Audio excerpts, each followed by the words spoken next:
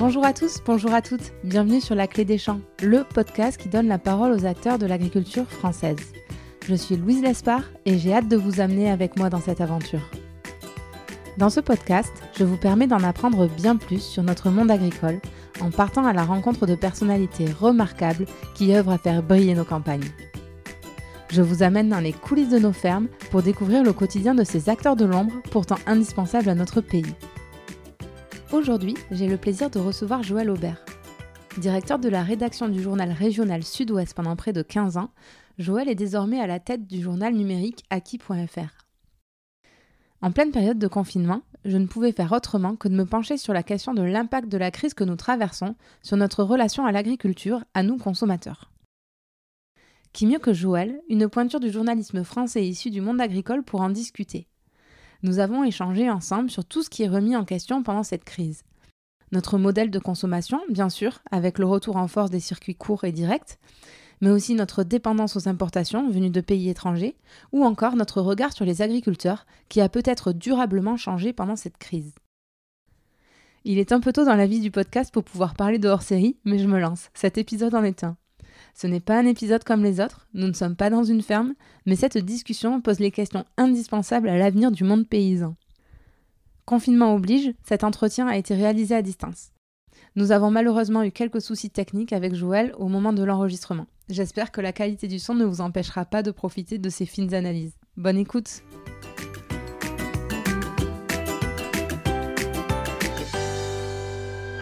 Bonjour Joël, vous allez bien? Bonjour Louise. Oui, je suis dans ma campagne girondine comme tout le monde et je fais du télétravail, voilà. Bon, merci beaucoup d'avoir accepté mon invitation. Je ne vous cache pas que je suis un peu en pression puisqu'au début j'avais prévu de démarrer ce podcast en interviewant quelques copains. Puis finalement, je me retrouve avec une pointure du journalisme français puisque vous avez été directeur de la rédaction du journal Sud-Ouest pendant près de 15 ans et il y a plus de 10 ans, vous avez lancé un des premiers journaux numériques, Acquis.fr, d'actualité régionale, c'est ça ? Oui, à quelques nuances près, je n'ai été à la tête de la direction de Sud-Ouest que pendant 13 ans, voilà, mais le reste est tout à fait bon. Parfait. Vous avez été également professeur à Sciences Po et bref, finalement, vous avez un parcours très riche et de fin observateur pour nous permettre d'échanger ensemble sur l'impact de la crise du Covid sur l'agriculture. Avant de commencer, à rentrer dans le cœur du sujet, pour qu'on comprenne bien qui vous êtes, est-ce que vous pourriez nous expliquer ce qui vous lie personnellement au monde agricole ? Je pense qu'il y a un paquet de gènes depuis longtemps qui m'y lient au monde agricole, puisque je suis issu d'une famille d'agriculteurs. J'ai donc vécu mon enfance, alors je ne suis plus tout jeune, j'ai vécu mon enfance dans ce contexte d'une agriculture qui avait la singularité, au regard de ce qu'elle est aujourd'hui, d'être polyculture et évidemment d'une entreprise agricole familiale où mes grands-parents de surcroît faisaient du maraîchage. Pour rentrer maintenant dans le vif du sujet, on a été frappé par la crise du Covid mi-mars. Les agriculteurs l'ont subi, je crois, de plein fouet. Est-ce que vous pourriez nous expliquer quelles ont été les conséquences directes de cette crise sur le monde agricole ? Écoutez, les chiffrer c'est extrêmement compliqué. En prendre la mesure, c'est tout à fait possible à travers quelques exemples. Mais la production laitière a été évidemment bousculée parce que les débouchés fonctionnaient moins, la collecte se faisait plus ou moins et puis l'aval ne fonctionnait pas au niveau où c'était souhaitable. Donc ça a été un exemple. Et il y en a d'autres aussi, la viticulture, parce que on voit bien que tout ce qui concerne la vente directe, qui est importante, a cessé. Et donc, on a tout d'un coup vu des exploitants en difficulté avec ici et là la révélation de gros problèmes de trésorerie. Voilà. Donc, c'est difficile de faire un état des lieux aujourd'hui, qui n'est pas fait d'ailleurs par la profession, qui commence à être ici ou là circonscrit, mais qui n'est pas fait. En revanche, ça a généré d'autres attitudes, quoi. Voilà. Ce que vous êtes en train de nous dire, c'est qu'il y a eu un manque de débouchés finalement pour les agriculteurs avec la fin de la vente directe et puis tout l'événementiel aussi pour certains produits, je crois notamment par exemple le foie gras où ça a pu poser souci. Ça a eu l'air d'être compensé par les grandes surfaces qui ont été appelées à finalement à avoir des produits locaux, des agriculteurs du coin. Est-ce que les grandes surfaces ont vraiment joué le jeu pendant cette crise ? Écoutez, c'est difficile de leur jeter la pierre car elles ont été aussi projetées devant une situation où il a fallu faire face. Je crois qu'elles l'ont fait d'ailleurs en mettant à disposition des produits face à l'inquiétude de la société, qui tout d'un coup se sentait menacée de pénurie alimentaire.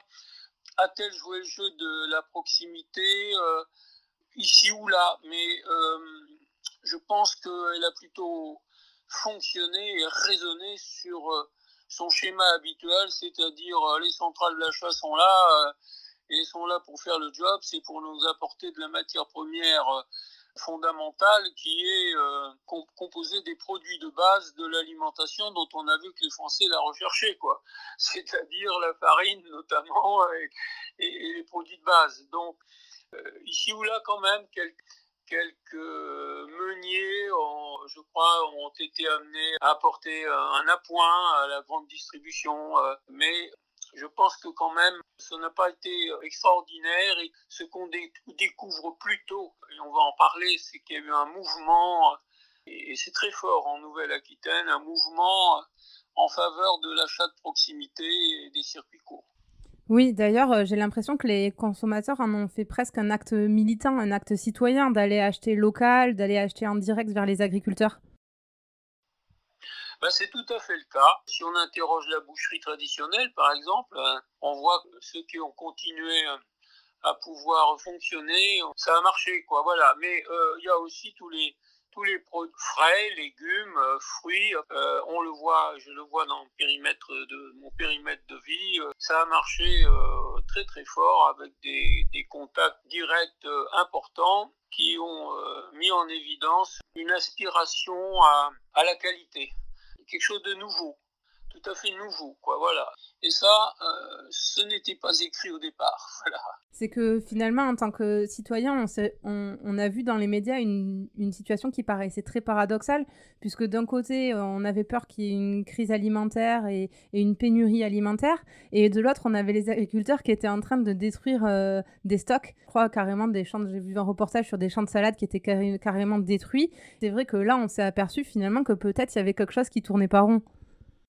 Tout à fait. D'où le succès de la vente de proximité, mais aussi des drives fermiers, quoi. Alors là, c'était spectaculaire, avec l'outil important que le numérique, pour le coup, représente là, dans son bon côté, c'est-à-dire l'accès pour le citoyen à des produits directement auprès des producteurs, en découvrant en même temps la qualité et l'importance d'un acte qui était un peu également citoyen, quoi.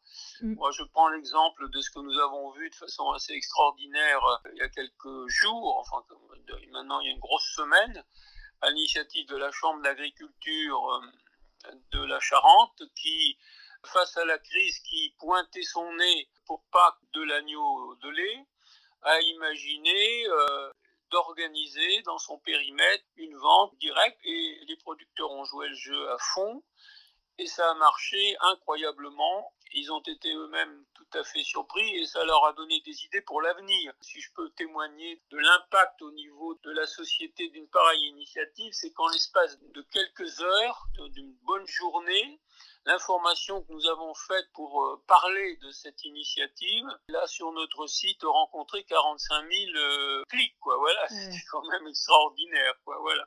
Ouais. Et ça reste, ça demeure. On sent que quelque chose s'est passé dans un contexte, Louise, où vous le savez, on sortait à peine de l'agribashing, quoi. Voilà. Mais enfin, on est bien content de les avoir pour bouffer, pardon de parler trivialement. J'ai l'impression qu'aussi, on s'est rendu compte que nos agriculteurs étaient directement reliés à notre assiette, parce que finalement, on avait peut-être oublié. On l'avait oublié, tout à fait oublié. Tout à fait oublié, parce que considérons un instant un achat dans des enseignes connues que je ne nommerai pas, de l'agneau pascal. Ça va être de l'agneau surgelé qui arrive de Nouvelle-Zélande. Je dis, mais peut-être que c'est quand même important, alors même qu'ils sont dans la mouise, qu'on découvre qu'ils sont capables de faire, et de nous le préparer, de nous l'amener, d'être dans une disposition telle que nous arrivons avec nos voitures, nous restons dans nos voitures, nous ouvrons les coffres depuis l'intérieur de nos voitures, et la caissette de 5 kilos est prête, et nous avons également préparé le chèque que nous leur remettons. Et ils ont fait tout ce job. Évidemment, c'est important pour eux, mais en même temps, chapeau. Voilà. Et je pense qu'il y a une dimension, au-delà de la dimension économique, il y a une dimension véritablement humaine, pour ne pas dire un peu plus, qui tout d'un coup est arrivée sur le devant de la scène.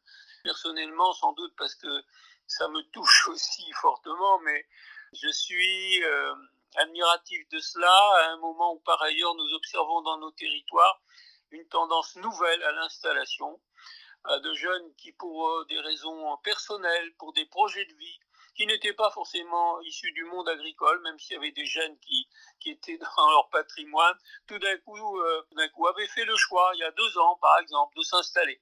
On peut prendre ce risque, aidé naturellement par tous ceux qui peuvent les aider, mais qui étaient des pionniers et dont je vois quelque part que ce qu'ils ont entrepris, ça va se poursuivre et s'approfondir à la faveur de précisément de la crise, parce que les gens se disent mais voyons, y a de la qualité à 2 pas de chez nous et il faudrait peut-être la privilégier. Et puis vous le disiez, chapeau les agriculteurs qui ont réussi à s'adapter très très vite quand même. C'est impressionnant comment ces solutions de drive fermier, même les sites e-commerce ont popé très rapidement finalement. Ça a été impressionnant. Quand je pense que, par exemple, la ville de Bordeaux a mis en place un drive fermé sur la grande place des Quinconces, ils étaient là, au rendez-vous, nombreux, et les files d'attente étaient là, et ça a marché incroyablement. Il faut dire qu'il y avait déjà un petit vécu, puisque ça avait démarré les drives dans les années, même avant 2016, à l'initiative de la commune. Ça avait démarré dans les années 2010-2012 par les chambres d'agriculture avec un certain nombre d'endroits sur l'agglomération bordelaise. Donc il y avait déjà une connaissance, mais là il y a eu une accélération du phénomène tout à fait remarquable, avec un retour très très important en termes de fidélisation, quoi. Voilà. Donc je pense que ça va être extrêmement important. Et je crois que pour revenir à la grande distribution, elle ne pourra pas l'ignorer, c'est-à-dire qu'elle va devoir aussi s'intéresser à un approvisionnement dans un périmètre qui ne soit pas très éloigné d'elle-même. Voilà. Et est-ce que finalement ces circuits courts et locaux, c'est pérenne sur le long terme? Est-ce que c'est envisageable d'avoir une alimentation qui a en majeure partie composée de ces systèmes de distribution-là? Si on regarde les chiffres aujourd'hui, on se rend compte naturellement que ce n'est pas à l'échelle des besoins. Vous savez ça, Louise, mais sur Bordeaux, potentiel nourricier de l'agriculture girondine alentour, sur les produits fondamentaux, ça représentait entre 10 et 12%, je crois, de la demande. Donc, on n'a pas de chiffres là. Mais bon, ça a dû faire un saut assez important. Mais on voit bien qu'il y a des problèmes d'échelle et qu'on ne va pas basculer comme ça du jour au lendemain. Je ne crois pas. On va en revanche fortifier une relation et convaincre, c'est ce qui me paraît extrêmement important, convaincre la profession agricole de la nécessité qu'elle joue à fond cette carte-là, en s'organisant pour le faire, ce qu'elle est en train de comprendre pleinement. Je suis assez optimiste de ce côté-là. Je vois des initiatives de grands responsables agricoles qui eux-mêmes producteurs d'asperges dans les Landes ont organisé un dispositif pour mettre en place la vente. Ça a fonctionné, ils se servent au mieux des réseaux sociaux. Je me dis, tiens, c'est quand même intéressant de voir que les leaders sont en première ligne sur cette opération, quoi. Voilà. Donc je suis incurablement optimiste, mais je pense en particulier que ça va créer un mouvement important qu'il va falloir évaluer dans les 2-3 ans qui viennent, horizon 2025. Je suis sûr qu'on va réinstaller dans l'agriculture une génération qui va se dire mais c'est à portée de notre main, il y a quelque chose de formidable à entreprendre, et je pense que ça va être ensuite puissamment soutenu par les structures. On voit déjà combien les collectivités sont dans la boucle. La région, par exemple, en Nouvelle-Aquitaine, a fait un très gros travail pour la mise en route d'une plateforme qui était justement pédagogiquement extrêmement importante pour la vente directe. Je pense que l'accélération va venir, mais à court terme, on va quand même continuer à être tout à fait tributaire pour notre alimentation de produits qui arriveront par le canal industriel, agroalimentaire. Et vous le disiez, il y a dans votre département, en tout cas, parce que je ne crois pas que ça soit le cas dans toute la France, mais il y a un regain des installations d'agriculteurs, plus les consommateurs qui veulent se rapprocher finalement des agriculteurs. Finalement, la société, elle est peut-être en quête d'un sens en fait à donner à tout ça, un sens qu'on avait perdu. Eh bien, moi, je le crois. En tout cas, je ne suis pas là pour faire la pub de notre média, mais c'est quelque chose que nous mettons beaucoup en avant, que je soutiens beaucoup et que la petite équipe qui m'entoure soutient beaucoup aussi, parce que c'est en plus un devoir, je crois, mais ça me frappe beaucoup, hein, l'attitude des médias notamment. Nous, on a embrayé de très bonne heure là-dessus parce que ça nous tient tout à fait à cœur et puis que par ailleurs, on est très proche de la profession agricole. Mais je pense qu'on va rester à l'effet amplificateur des collectivités qui vont se rendre compte que plutôt de faire des nouveaux espaces pour agglomérer les camions près d'une nationale, il va peut-être falloir voir si c'est pas plus intéressant de soutenir un agriculteur qui se lance et qui a besoin d'espace. Complètement. Et vous parlez du rôle des médias, c'est super intéressant. Ils ont un vrai rôle à jouer dans cette crise. Je ferai un épisode dédié à l'agribashing, mais on a parfois l'impression, même pendant ce temps de crise, qu'ils soutiennent pas plus que ça les agriculteurs. Ils parlent de la hausse des prix de l'alimentation. Ils ont parlé à Paris qu'il y avait de la pollution qui continuait à arriver et que c'était lié à l'agriculture. Vous, en tant que média, c'est quoi votre avis là-dessus ? Je pense qu'il est plus facile de faire du sensationnel que de faire une information de qualité de proximité et que le média a une responsabilité sociale importante par les temps qui courent. Enfin, en tout cas, c'est l'idée que je m'en fais, que ça ne va pas changer du jour au lendemain, surtout pas maintenant, au moment où j'en suis de mon parcours qui a démarré il y a 55 ans. Je pense qu'il faut arrêter l'info qui caricature. Il faut bien entendu, souligner qu'il y a des attitudes encore extrêmement compliquées. Mais il faut aussi se dire qu'il y a une pédagogie de l'information, que tout ce qu'on met en valeur aujourd'hui pour soutenir les évolutions va dans le sens du progrès général. Je prends un seul exemple qui est central dans notre Gironde, c'est la viticulture.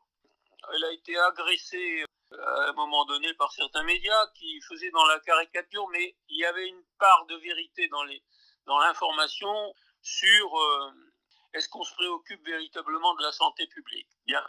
La prise de conscience a été d'une rapidité, moi que je trouve considérable, c'était en l'espace de 3 ans.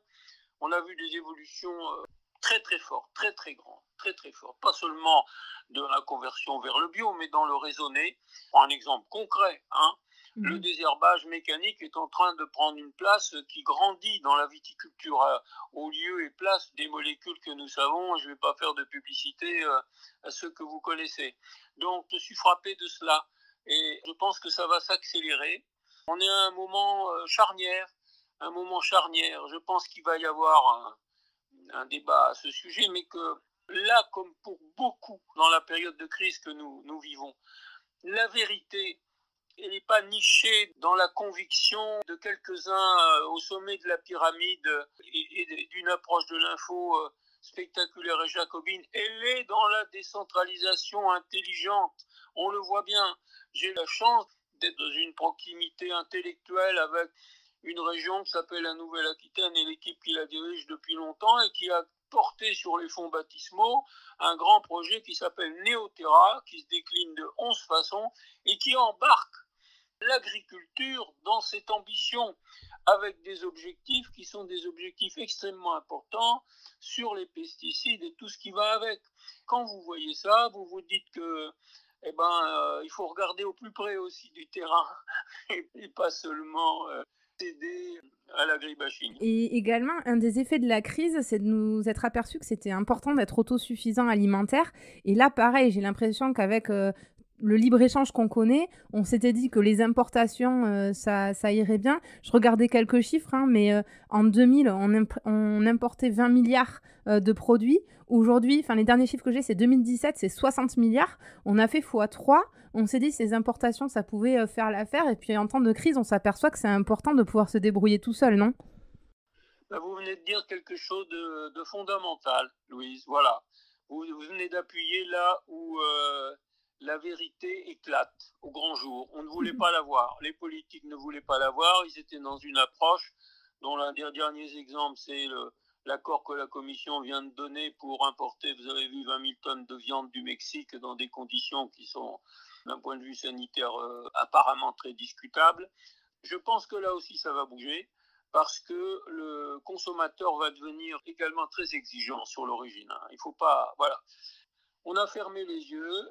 Ce pays avait une grande capacité exportatrice, il était leader, mais on a préféré, aussi pour des raisons qui étaient des raisons économiques, dire vaut mieux acheter ailleurs, ça nous coûtera moins, et les marges seront plus fortes et on pourra vendre à bas prix.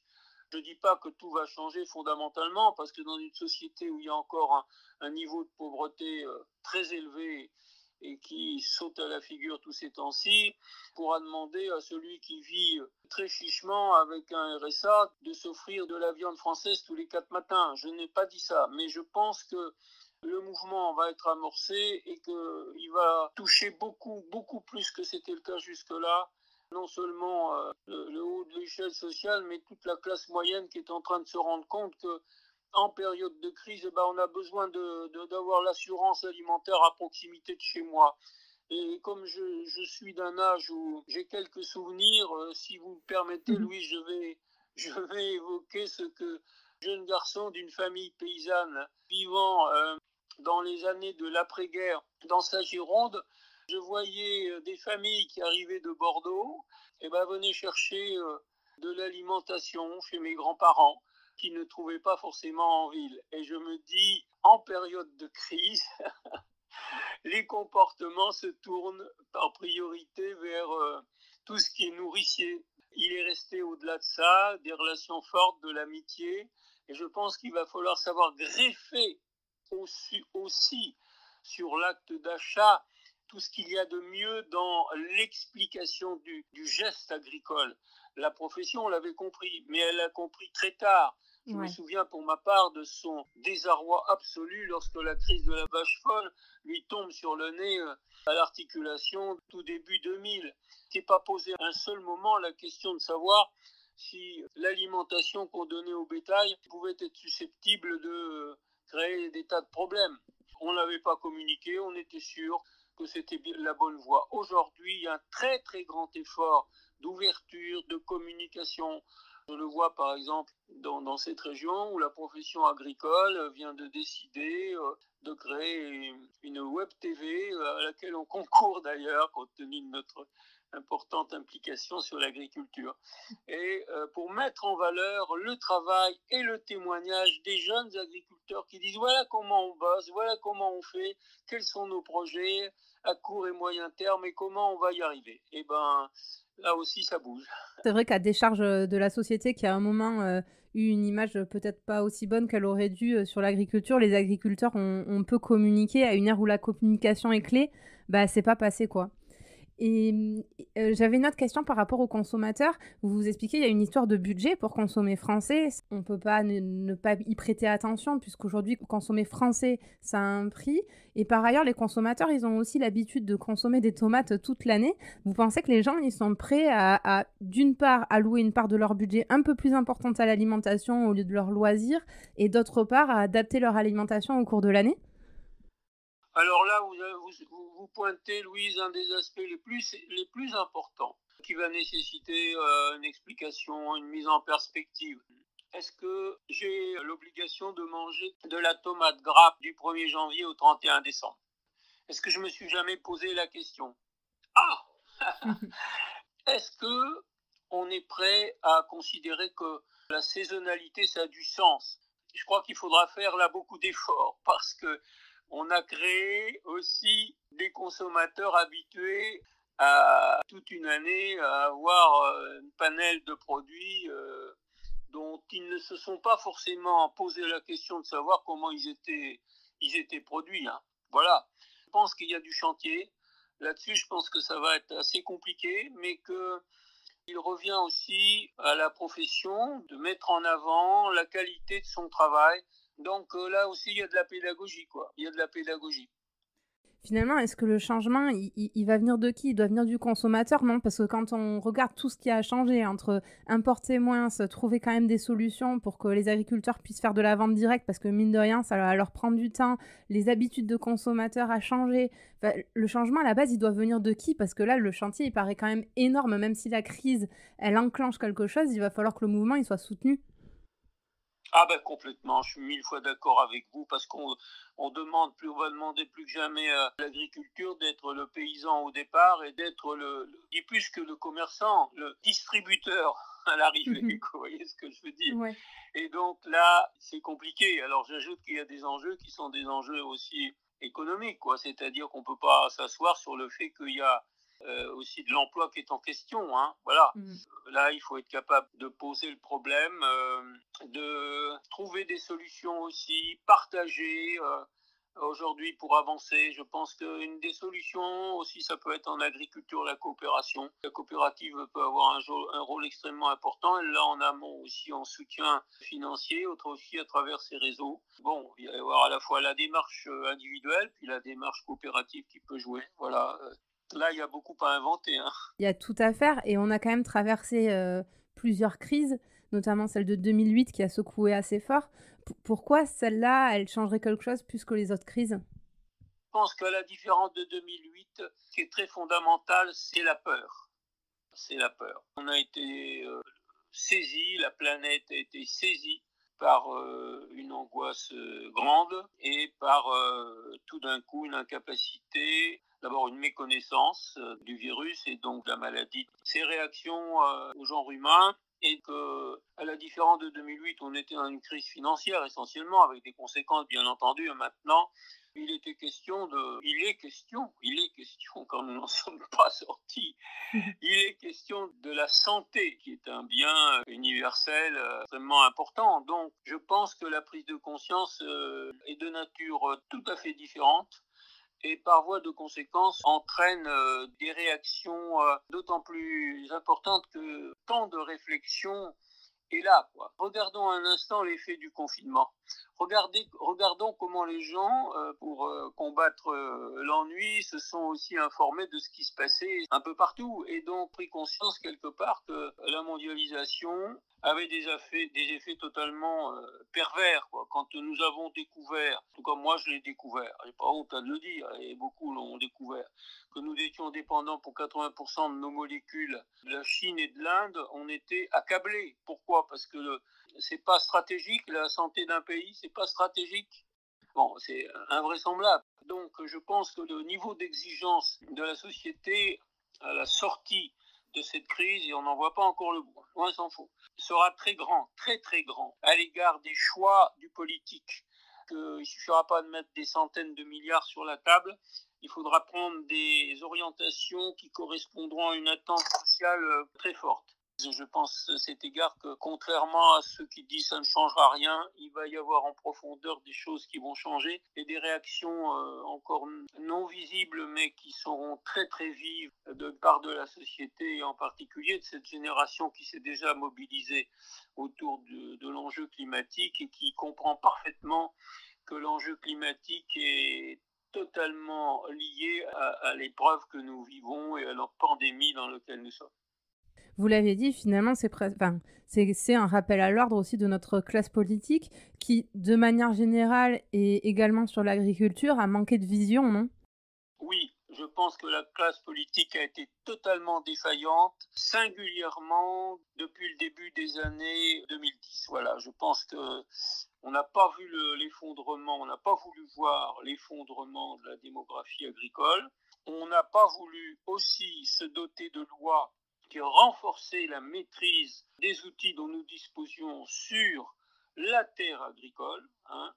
Je pense, je fais juste une parenthèse s'il y en a qui Allez-y, écoutent oui.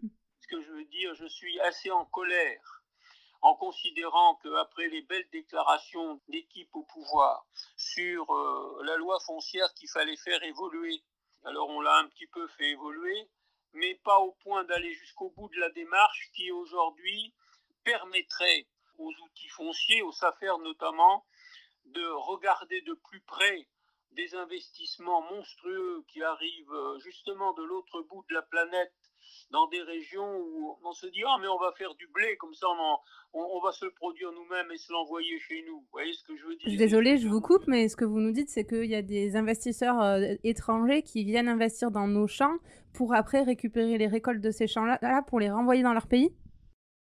Oui, tout à fait. D'accord. Tout à fait. Tout à fait. Et évidemment, comme ils arrivent avec beaucoup d'argent, que la terre agricole, il y en a qui en ont, mais qui sont arrivés au bout du parcours sans espoir de succession, ben voilà, paf. Et là, qu'est-ce qu'on fait? On intervient? Non, on devait intervenir, on devait se donner les moyens de contrôler beaucoup plus au sens noble du terme. Je dis pas qu'il voilà, il s'agit pas d'étatiser complètement la démarche, il s'agit simplement d'être extrêmement vigilant. Bon, eh ben, on l'a pas été. Là-dessus, il y a des exemples qu'on pourrait développer dans plusieurs endroits.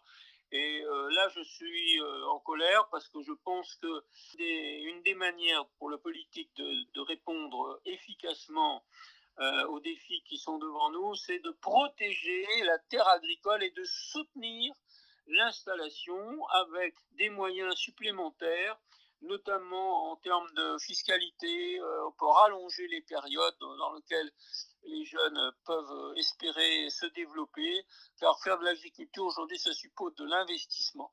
Je suis frappé de voir que c'est tout ce qui est décentralisé qui a aidé le plus possible.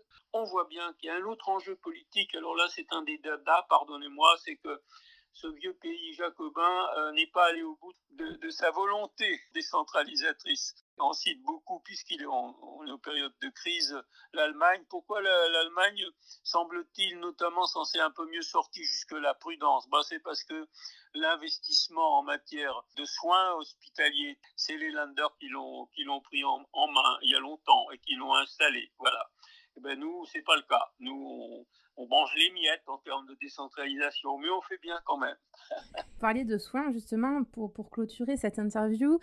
Finalement, les agriculteurs, comme les soignants et les professeurs, sont plutôt mis sur un piédestal en ce moment. Le retour aux fonctions, en fait, ceux qui nous éduquent, ceux qui nous soignent, ceux qui nous nourrissent, reviennent au centre du jeu. Est-ce que ça, pour vous, l'image que la société a de l'agriculture, elle va profondément changer? Ça va être durable? Ah, écoutez, c'est compliqué de répondre à cela. Je vais quand même tenter de le faire. Je pense que quelque chose se passe, pardon. On n'est pas au passé, justement. Quelque chose se passe d'extrêmement important. Je pense que les citoyens ont compris qu'on pouvait, dans un pays comme le nôtre, tenir le coup parce que on pouvait assurer la sécurité de l'alimentation. Donc, ça les a quand même touchés, marqués, je crois. Beaucoup. Est-ce que ce sera un phénomène durable? Je pense que beaucoup va dépendre de la profession, des professionnels eux-mêmes. Et ils sont minoritaires en termes de nombre, mais ils ont encore des réseaux importants et ils peuvent notamment s'appuyer aussi sur les collectivités décentralisées. À cet égard, il y a un très gros travail qu'on n'a pas évoqué au niveau de l'intercommunalité, parce que là aussi, il faut protéger les terres agricoles, encourager les jeunes. Bon, je suis dans une commune où il y en a un jeune qui a repris une exploitation, qui fait un travail magnifique et qui est soutenu, et la société se mobilise autour de lui. C'est possible. Voilà. Donc, je pense que c'est possible, mais ça va être compliqué. Mais qu'il faut rester optimiste, que beaucoup dépendra aussi de la capacité d'une génération que je côtoie ici dans mon périmètre de vie, que je trouve extraordinaire et courageuse, à prendre la parole, à s'organiser. Elle est en train de s'organiser. Je suis frappé de voir que les producteurs de fromage de chèvre qui sont à 800 mètres à vol d'oiseau de chez moi, les productrices de fromage de chèvre et celle qui produit des poules pondeuses et des poulets bio à 7 km de chez moi, et le viticulteur qui est à 20 km et qui fait, indépendamment de son vin, du jus de raisin. Ils sont dans les réseaux, ils partagent énormément de choses. Et déjà, c'est une stratégie. Ils sont en train de bâtir quelque chose. Et sur les marchés physiques où ils vont, ils sont attendus. Et pas seulement à la campagne, ils sont attendus à la ville, au cœur de l'agglo. Et donc, je me dis, là, il y a quelque chose qui est en train de se passer et il va falloir aussi les soutenir beaucoup. C'est sûr. Et est-ce qu'il y a un risque pour vous à terme de disparition du monde agricole français ou ça, on n'en arrivera jamais à une extrême à ce point-là? Je ne crois pas. Je ne crois pas. Je crois que ce cher et vieux pays a des ressorts qui restent plus importants qu'on ne pense. Je suis frappé d'ailleurs de voir, comme vous le voyez sans doute Louise, la multiplicité des initiatives de solidarité qui naissent, et pas seulement à l'égard de la profession des soignants qui paie un lourd tribut, mais à l'égard des personnes seules, isolées, etc. Bon, moi j'ai vu des choses qui m'ont touché très personnellement, que je n'aurais pas imaginé jusque-là. Donc je me dis, il va en rester quelque chose. Et je pense même que ça va être l'honneur de ceux qui font de la politique demain d'intégrer cette dimension du vivre ensemble, du je et du nous. comment on crée le ministère du je et du nous. Et qu'est-ce qu'il va faire? Quel va être son job? C'est extrêmement important pour l'avenir. Et je suis persuadé que la profession agricole ne va pas disparaître parce que ce qui me frappe, c'est qu'elle fait des choix de vie. Plein de jeunes, beaucoup de jeunes, extérieurs au métier, je pourrais vous donner des exemples concrets, font des choix de vie, réussissent très bien. Ils ont l'avantage par rapport à d'autres qui n'auraient pas forcément le bagage économique qu'ils ont aujourd'hui, d'en disposer et donc de savoir tout à fait comment on bâtit son budget, son business plan, comme on dit aujourd'hui, comment ils font et comment ils vont s'en sortir. Et ça, c'est des valeurs extrêmement importantes. Et je suis frappé de voir que là où la profession et les banques notamment regardaient d'un œil un peu bizarre au début tout ça, en disant oh là là, on met de l'argent, mais qu'est-ce qui va en rester? Aujourd'hui, ils courent après. Ils sont extrêmement intéressés par cette génération qui s'installe. Donc moi, je ne suis pas du tout pessimiste là-dessus. Je pense que, au contraire, un mouvement va naître dont la dimension aussi socio-culturelle participera d'une vision un peu humaniste, je crois, et que pour le coup, les médias ne pourront pas ignorer. Eh bien, on va croiser les doigts et puis sur ces paroles optimistes, on va clôturer cette interview. Joël, si nos auditeurs veulent vous contacter, ils vont sur acquis.fr. Comment ils peuvent faire s'ils ont une question? Le plus simple, c'est d'aller sur l'adresse mail du site. C'est acquis.fr. Et à ce moment-là, ils mettent question à l'attention de Joël Aubert. Parfait. Eh bien, merci encore beaucoup pour votre temps, Joël, et je vous dis à très bientôt. Bonne journée. Merci, Louise. Merci à vous beaucoup. J'espère que cet épisode vous aura plu. Si c'est le cas, n'hésitez pas à laisser une note 5 étoiles ou à en parler autour de vous. Ça m'aiderait énormément pour faire connaître le podcast. Merci beaucoup et à bientôt pour prendre ensemble la clé des champs.